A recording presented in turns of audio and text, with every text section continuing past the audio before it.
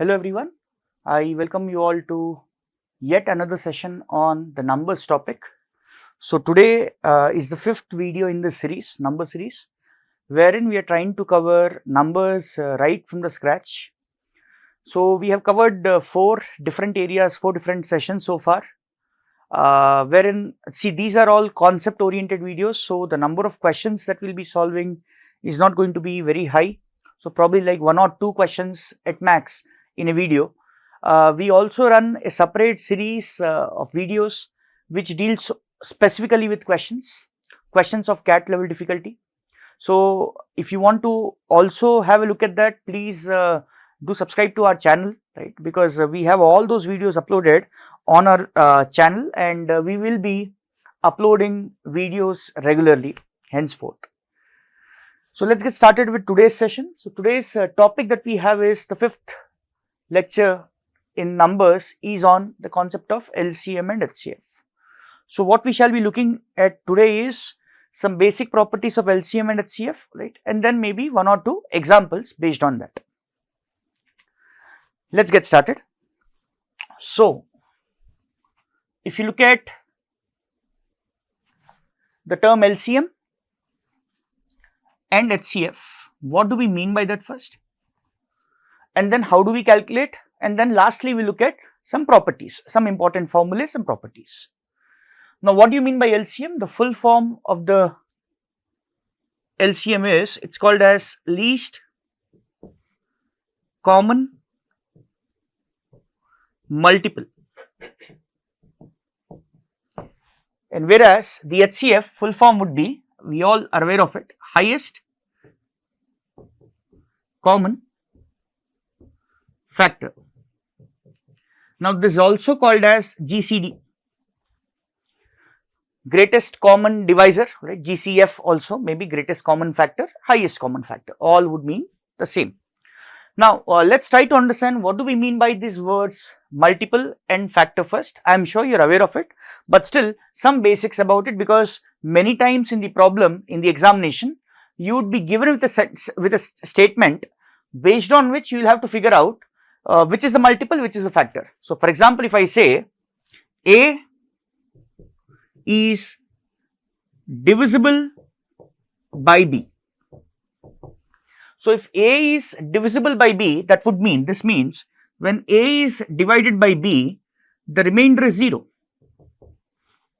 This is what it would mean, which in turn means A is a multiple of B and B is a factor of A. So, out here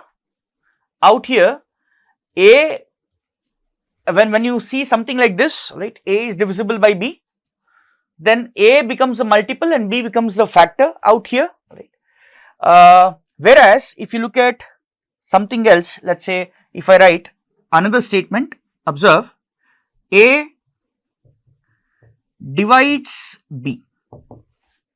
So when I say A divides B, it would mean an entirely different thing, because this would mean A divides B would mean when B is divided by A, the remainder happens to be 0, which in turn means B will be the multiple of A, and whereas A will be the factor of B.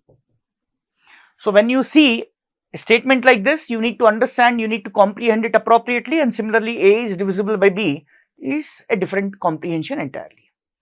So let me just clean this part. I hope this was clear.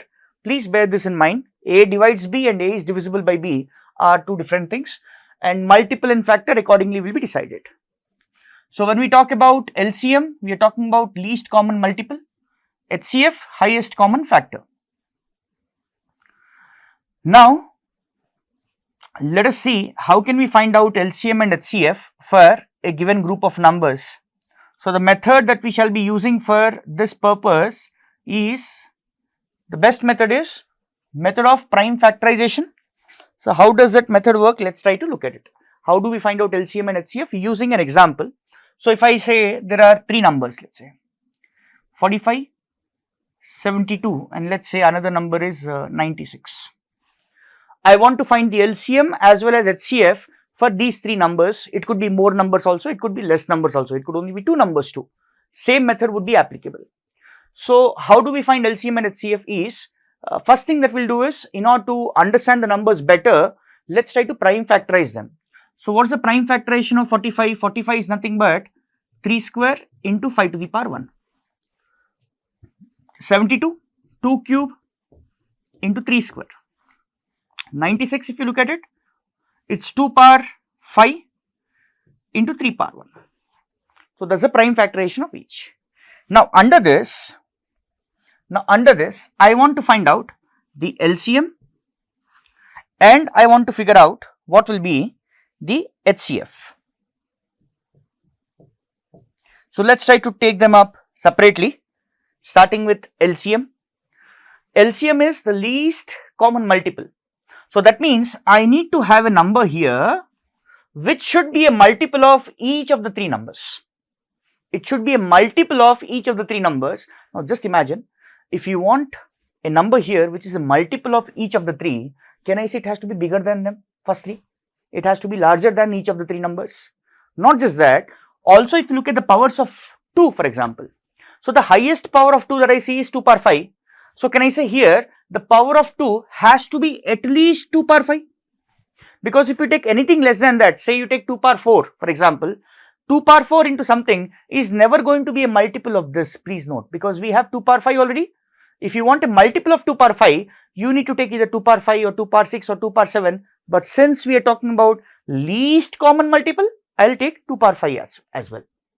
So the power of 2 will be 2 power 5 decided. Similarly, observe 3. What's the power of 3? It's 3 power 2, 3 power 2, 3 power 1. And can I say if you want a multiple of 3 power 2, which is the higher power, you need to take at least 3 power 2.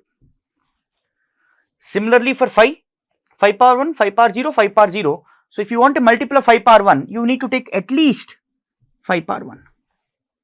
So this is going to be a number which will be divisible by this, divisible by this, divisible by this also. You can check that. Or a more mechanical way of identifying what the LCM will look like is how to find the LCM is simple. Write down the prime factors. So for example, you have prime factors of 2, 3, 5. Write them down, 2, 3, 5. And then ask yourself, what is the highest power of 2 throughout? Across the three numbers, what is the highest power of 2? It is 2 power 5. So write 5, 2 power 5. What is the highest power of 3? 3 power 2. So write 3 power 2. Highest power of 5 is 1, 5 power 1. So thus, in case of LCM, you can also remember it like this. LCM means multiple, right? Common multiple. Multiple is generally the higher number. So this kind of mnemonic, right? How to remember this. So LCM, you go for highest powers.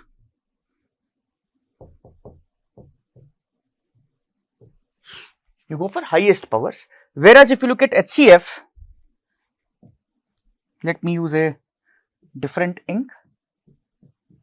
For HCF, what you need to do is, again, you need to take a number which will divide each of the three. So that means this number out here should be a factor of this also, factor of this also, factor of this also, right? So can I say, please observe. So I need to take a power of 2 also, power of 3 also, power of 5 also, because those are the only three prime factors that we have here. So what's the power of 2 that will be allowed? Think about it. So please look at it. The power of 2 are 2 power 3, 2 power 5 and 2 power 0. So I have a 2 power 0 power available across the three numbers. So that means here I cannot go beyond 0. Please understand why. If I put 2 power 1, for example, let's say if I put 2 power 1, then this number so formed will not be a factor of this number for sure, because here I don't even have a 2. So if you take a number as 2 power 1, it will never be dividing this. So that means, what's the power of 2 that I can have here? It is only 0. I cannot go beyond that. Likewise, power of 3, 3 power 2, 3 power 2 and 3 power 1. So which is the least power? 3 power 1. So HCF can only have 3 power 1. It cannot go beyond 3 power 1. Again, ask yourself what happens if it goes. If it becomes 3 power 2, then this number will not be divisible by this 3 power 2 for sure. So hence it won't be HCF. It won't be a common factor. Similarly for 5, it's 5 power 1, 5 power 0. We'll take 5 power 0. So thus this is going to be your HCF. Another easier way to identify, instead of going for so much detailed arguments and all, simplest way to identify HCF would be you simply go for the prime factors and their least powers across the three numbers or given group of numbers. So this is how you can find out LCM in one single line, HCF also in one single line. But the first step that you need to perform is prime factorization. So how do we find LCM and HCF? The best way is prime factorize, then you will get the LCM also, HCF also, irrespective of how many numbers are there in the group. Even if you have 5 numbers, you can still use the same process. I hope this was clear. Now, so this is the best way, I would say. However, there is one more way of finding out HCF. Let's also quickly have a look at it. It's called as long division method. So how do we do this division process? Let's try to understand. Say I want to find out HCF of 45 and 144, suppose 45 and 144. So how do we go about it? So what you do is, if you, again this method will work when you have only 2 numbers given to you, right? Whereas this method will work always. Even if I have 10 numbers given to me, I can manage that. This will work in case of 2 numbers. How do we perform it? It's called as long division. Observe how do we do it. Take the larger number and divide it by the smaller, and check how many times can you divide it. So how many times will 45 go here? 45 will go 3 times. 45 into 3 is 135. Subtract, you will get 9. And then you will continue the division. You will not stop until you get a 0 remainder. So when you will get 0 remainder, that is the point when you will stop the process. So right now you won't stop because you not got 0 remainder. How you will continue is, you will take this remainder as a new divisor. You take the previous divisor as the dividend.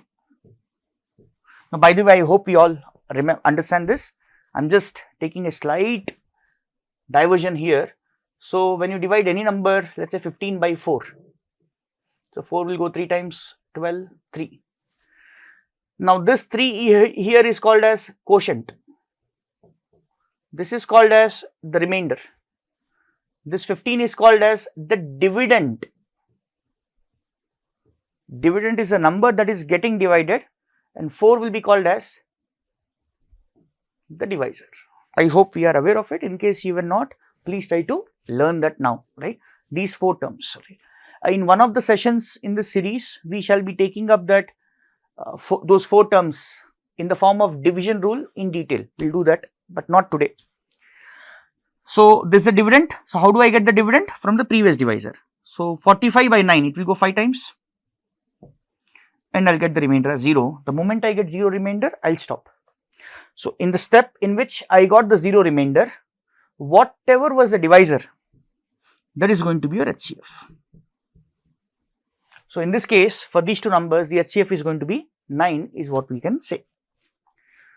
I hope we are clear with this long division method also, but there is a great limitation that we have in this method, which is it can be used only when you have 2 numbers given.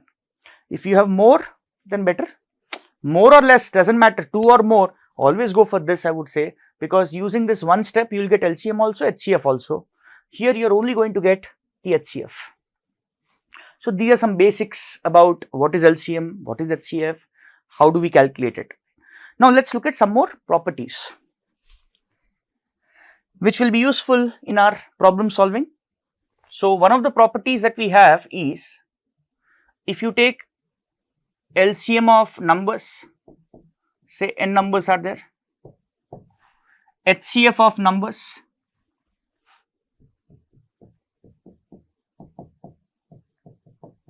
same group x1 to xn, we may say the following, that LCM of numbers is always going to be greater than or equal to the highest number,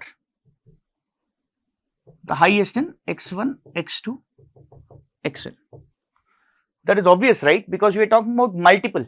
Now when you take multiple of 3 and 5, it is naturally going to be bigger than 3 and bigger than 5 also. Now when does this equality happen? It will happen in a very special case when you take equal numbers. Say if I ask you, what is LCM of 3, 3? So LCM of 3, 3 is going to be 3 only. So LCM becomes equal to the number. Similarly, HCF will be less than or equal to the least number in the given group. So LCM is higher than the highest, HCF is lower than the lowest. So combining these two, we may say LCM of given numbers should be greater than or equal to HCF of the same group of numbers. Not just that, we can also say LCM must be a multiple of HCF. That can be observed here also. LCM is the same prime factors, HCF also is the same prime factors, LCM has higher powers. So naturally LCM is going to be a multiple, must be a multiple of HCF. One more property is, in case of two numbers, LCM into HCF is equal to product of the two numbers. I would like to take a small example to illustrate this. Observe, if I take numbers as 4, 14, suppose. I am taking smaller numbers intentionally so that we can figure out the overall process, the condition, right, this particular condition easily, right, because it will be easy for us to calculate the LCM and HCF. What will be LCM of these two? So LCM when we calculate is going to be 28. What about HCF? If HCF is going to be 2. Now what is LCM into HCF? Is going to be 56. Now what is product of numbers? There is also 56. They match. But this will match, this will be true only in case of two numbers. Please note, this is important. If it is 3 numbers, then I cannot say such a rule. I am not sure about such a rule, whether it will be true or not, I don't know. It may be true, may not be true. But in case of two numbers, this is 100% correct, always correct. Observe, if HCF of two numbers, let's say A and B, is small h, suppose, then can I say A will be a certain multiple of h, because h is a factor of A will be a multiple of h, and B, capital B, will be a certain multiple of h. Now when you write like this, there is one very important assumption that we make here in this writing. The assumption is this small a and small b, they have to be coprimes. They must be coprimes. If they are not, then you cannot really write A is HA and B is HB, because then this initial condition will fail for several reasons, alright. We are not getting to the reasons right now, but just remember, whenever you write number as product of HCF into some variable, second number is HCF into some other variable, the two variables A and B have to be coprime. Now in the above, continuation of the above rule only, LCM of A and B then can be written as HAB. If HCF of A and B is H, where A is HA and B is HB, LCM will be HAB. One more property, LCM of some fractions. Let's say you take 2 or more fractions. So if you want to find their LCM, it's simple. It will be LCM of numerators by HCF of denominators. Because it is only when you take the LCM of numerator and HCF of denominators, you will get a fraction value which will be divisible by each of the given fractions. So that is why we do this. So LCM of fraction, you take numerators LCM, denominators HCF, and opposite of this in case of HCF of fractions. So it's going to be HCF of numerators by LCM of denominators. Okay. So these are some of the basic properties. See, on account of it being a very short video, there is only certain areas that I can pick up for discussion. We are not getting into too much details about these properties. For doing that, I would suggest you please come for a regular class, alright, wherein we'll be having more bandwidth with respect to time, because we'll be discussing this entire area in like 3 to 4 hours. So over there we can of course deliberate, we can discuss a lot of tangents to it, right? But here I would just like to take one quick small example. Observe. The question is, if a into b, where a and b are natural numbers, is equal to 10 factorial, find number of possible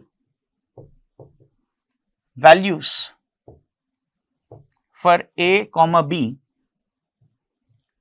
if a and b are coprimes. See, what I want you to do is, please pause the video at this moment, try out this problem yourself, take 2, 3, 4 minutes, see if you can do it, and then please resume watching the video. I, however, will be discussing the question right away. Product of two natural numbers which are coprimes should be equal to 10 factorial. Now, if you remember, in one of the previous sessions here on YouTube, we have discussed number of ways in which a given number can be written as product of two coprimes is 2 to the power k minus 1. Is 2 to the power k minus 1. You remember this?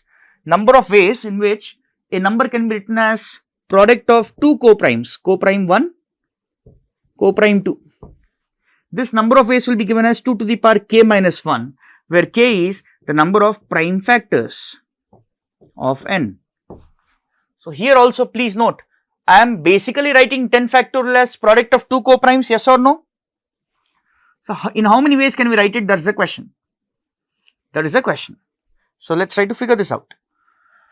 So when you look at 10 factorial, by the way, so 10 factorial, when you prime factorize it, let's not get into details, it will be something like 2 to the power alpha 1, where alpha 1 will be a pretty large value, maybe something like 7, 8, I don't know, we'll have to calculate.